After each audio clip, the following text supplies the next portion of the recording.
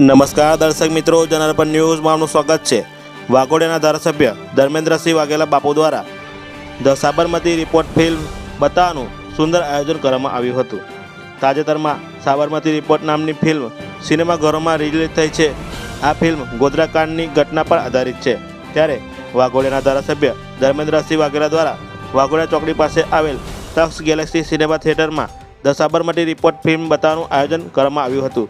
આ કાર્યક્રમમાં ભાજપ પાર્ટીના હોદ્દેદારો, કાર્યકરો તેમજ ગામના આગેવાનો, વાઘોડિયા તાલુકાના ભાઈઓ બહેનો મોટી સંખ્યામાં જોડાયા હતા।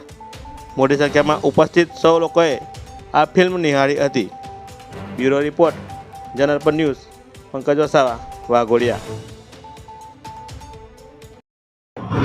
આજે મારી વાઘોડિયા વિધાનસભાના તમામ ભારતીય જનતા પાર્ટીના કાર્યકર્તાઓ, હોદ્દેદારશ્રીઓ સૌ ભેગા મળીને આજે તક્ષ ગેલેક્સીની અંદર આઇનોક્સમાં સાબરમતી મૂવી જોવાનો કાર્યક્રમ રાખવામાં આવ્યો હતો।